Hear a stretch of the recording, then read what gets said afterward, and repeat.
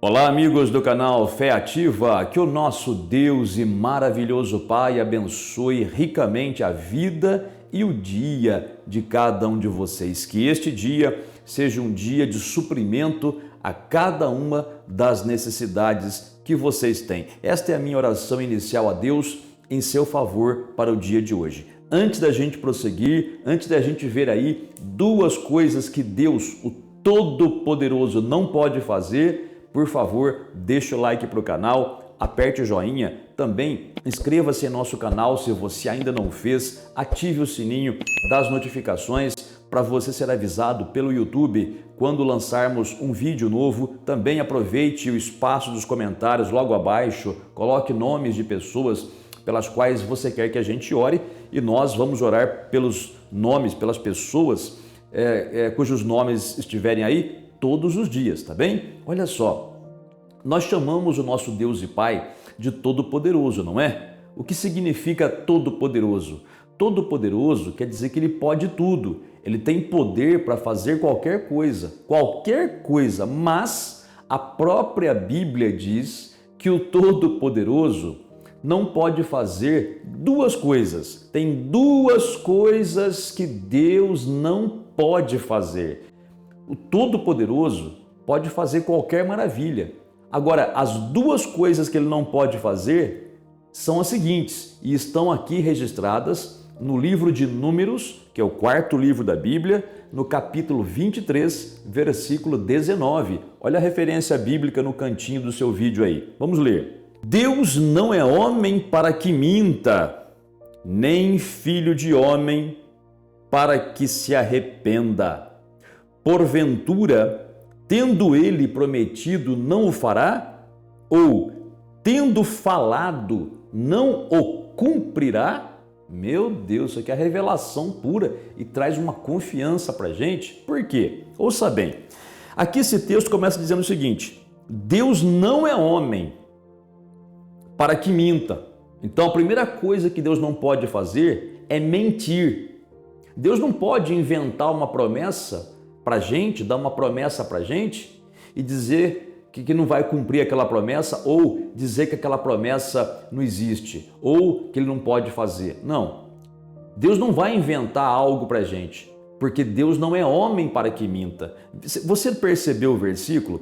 Não está escrito Deus não mente, não, está dizendo Deus não é homem para que minta, ou seja, para mentir. Por que o texto diz dessa maneira? É porque o ser humano, ele mente porque ele é contaminado pelo pecado. Desde que Adão pecou, desde que Adão errou lá no Jardim do Éden, o pecado entrou na humanidade e é o pecado que faz a pessoa mentir. Antes de Adão pecar, não havia mentira no homem, mas depois que Adão pecou, a natureza dele se transformou numa natureza ruim e isso passou a todos os homens. Então, já que todos os homens vêm de Adão e Eva, né, e tem essa mancha do pecado, então isso aí é que faz com que o homem minta. Então, a natureza do homem é ruim. O homem, o ser humano, só se liberta dessa natureza ruim quando ele tem um encontro com Cristo, um encontro verdadeiro, uma conversão genuína.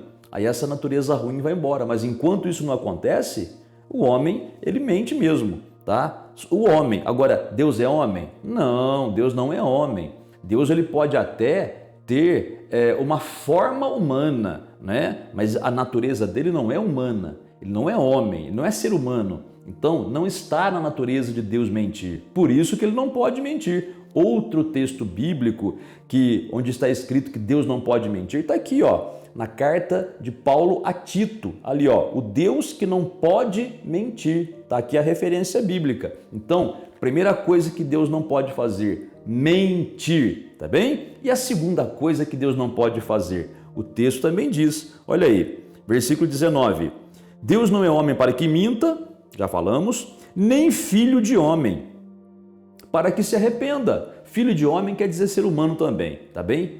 Aqui está dizendo, ele não é homem nem para mentir e nem para se arrepender.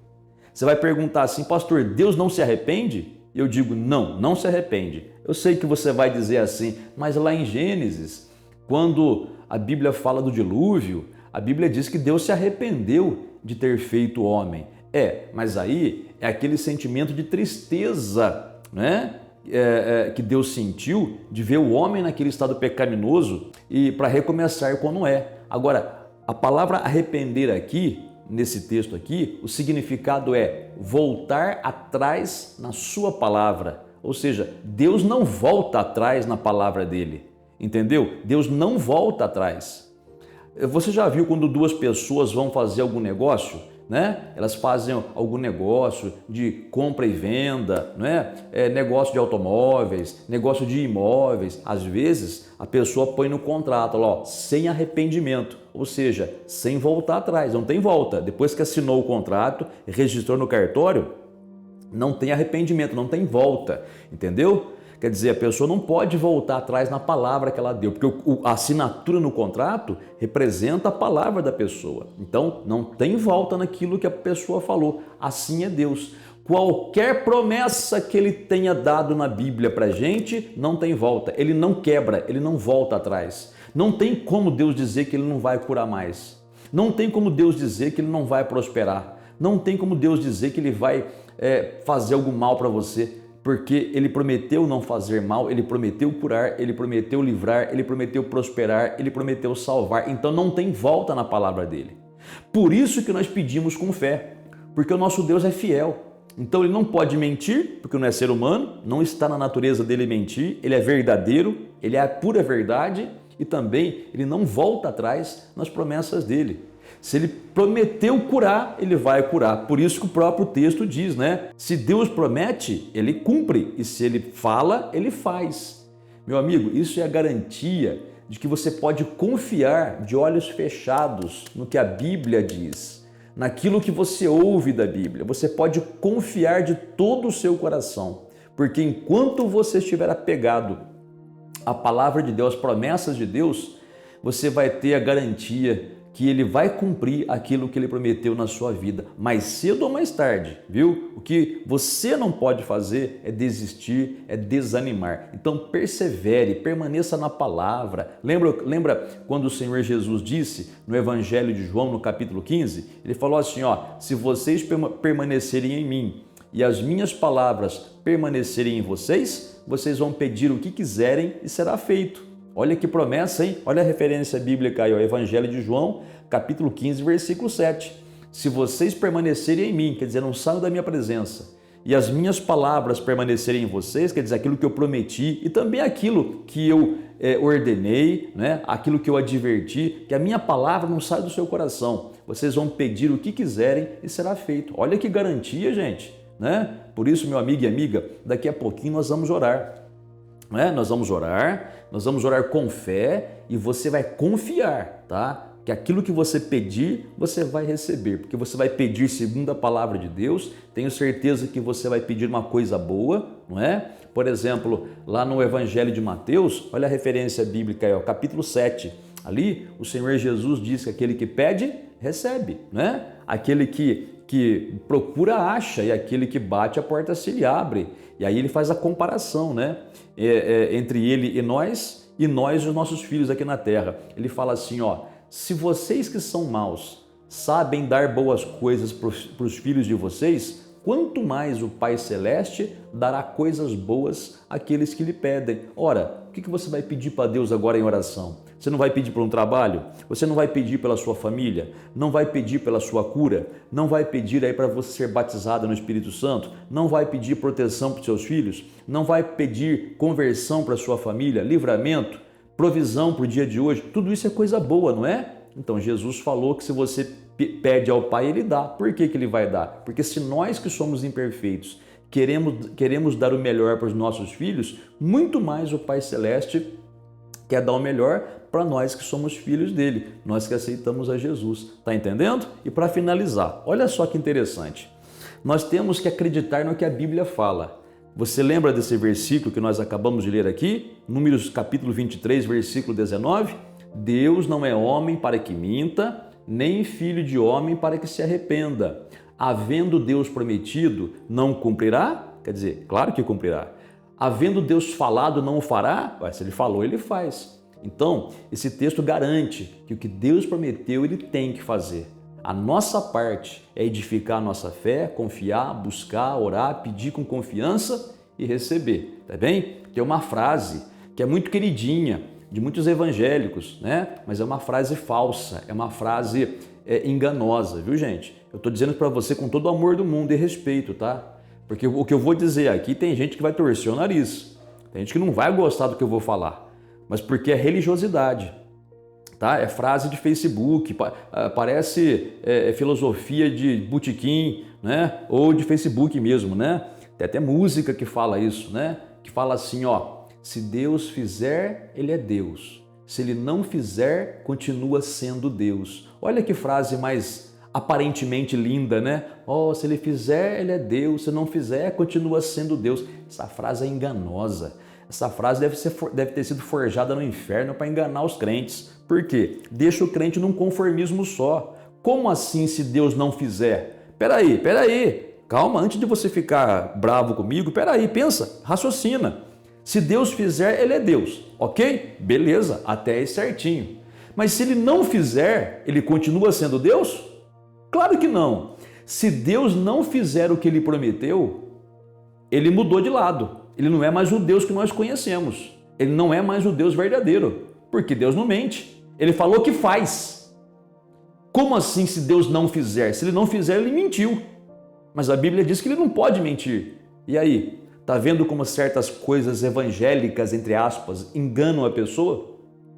Por isso que nós não podemos ir pelas emoções, gente. A gente tem que ir pelo que a Bíblia diz. Se Deus fizer, Ele é Deus. E se Ele não fizer, então é outro Deus, não é o verdadeiro. Porque o verdadeiro faz. Você acabou de ler comigo, criatura. Deus não é homem para mentir, nem filho de homem para voltar atrás na sua palavra, ou seja, para se arrepender. Se Ele prometeu, Ele cumpre. Se Ele falou, Ele faz. Esse é o nosso Deus. Então, se Deus fizer, Ele é Deus. E se Ele prometeu, Ele faz. Aí sim, tá bem? Você entendeu? Não fica bravo comigo não, tá? Eu quero tirar você do conformismo. Eu quero que você aprenda a viver pela fé. Porque muitas pessoas ouvem uma frase dessa, né? Essa frase enganosa aí, e porque não recebem, a pessoa fica conformada. Ah, se Deus não quis fazer, porque Ele não quis fazer, né? Então eu vou continuar sofrendo. Peraí, mas não é nada disso, não. É como se Deus falasse assim, ó filho, não é que eu não quero fazer, é que você precisa edificar a sua fé na minha palavra. Confie em mim. Saia do pecado, porque o pecado atrapalha a nossa fé. Acerte-se com Deus. Edifique a sua fé, faz sua fé crescer. E aí, tudo aquilo que eu prometi para você, eu vou cumprir. Amém? É como se Deus falasse assim e está falando assim com você. Ele te ama muito e quer fazer a palavra dele se cumprir na sua vida. Ele quer ver você curado, salvo, transformado, cheio de poder de Deus, cheio do Espírito Santo, né? Em santidade, você e sua família servindo ao Senhor com todas as necessidades supridas, como ele diz lá em Filipenses capítulo 4, versículo 19. Ele quer que você tenha uma vida com abundância e mais, uma vida de vitória em todas as lutas, porque nessa terra temos lutas sim, mas em todas elas nós temos a garantia da vitória dada pelo próprio Senhor Jesus Cristo. Está bem? Vamos orar agora? Vamos pedir em oração aquilo que precisamos, porque Ele prometeu que Ele vai fazer. Ele falou assim, ó, se você pedir, você recebe. Foi Deus que falou, então, pelos lábios de Jesus, né? Então, é isso daí. Então vamos pedir com fé e receber pela fé a nossa resposta. Repito, quer pegar um copo com água? Coloca aí. Não quer pegar água? Não acredita nisso? Não tem problema nenhum, tudo bem, faz segundo a sua fé. Vamos falar com o nosso Deus e Pai. Pai Celeste, Pai Santo, Pai Todo-Poderoso, Pai Bendito, Pai Amado, Pai Glorioso, Pai das Luzes, Pai das Misericórdias, Pai da Eternidade, nosso Pai, Santo e Bendito. Obrigado, Senhor, porque não estamos sós nesta terra. Temos a Ti como Pai, que pela Tua palavra nos dirige e nos revela a Tua vontade. O Senhor falou, Pai, que o Senhor não é homem para mentir, nem filho de homem para se arrepender. Se o Senhor prometeu, o Senhor cumprirá. E se o Senhor falou, o Senhor fará. Portanto, Pai, eu te peço em nome do Senhor Jesus, faz um milagre na vida dessa pessoa que ora comigo agora. Meu Pai, essa pessoa que está desesperada, precisando de um milagre, Senhor. Um milagre de cura, um milagre financeiro, um milagre na vida sentimental, um milagre com relação à libertação dos filhos. essa pessoa, Pai, que recebeu essa noite uma notícia muito ruim e está desesperada, Pai, não sabe mais o que fazer. Te peço, meu Senhor, socorre essa pessoa, porque a Tua palavra diz que o Senhor é socorro bem presente na hora da tribulação. Socorre, meu Pai. Te peço, meu Deus, ajuda essa pessoa que clama a Ti neste momento. Cura essa pessoa, Pai, que está enferma. Arranca essa doença do corpo dela, meu Pai. Que a unção do Espírito Santo passe por esse corpo, limpando esse corpo de toda a enfermidade. O Senhor prometeu na Tua palavra que o Senhor é aquele que cura e continua curando hoje. Batiza essa pessoa no Espírito Santo, meu Pai. Essa pessoa que há tanto tempo está orando e pede a Ti, meu Deus, o enchimento com o Espírito Santo, o batismo com o Espírito Santo e com fogo, quer dizer, com poder, para que ela fale em novas línguas, línguas estranhas e seja mais usada pelo Senhor ainda. Abençoa, Pai, essa família que precisa de união, Pai, essa família que está vivendo num pé de guerra. Do nada começou um brigueiro, um desentendimento, uma desarmonia, Pai. Ajuda essa família a se recompor, a se reunir e a se perdoar, Pai.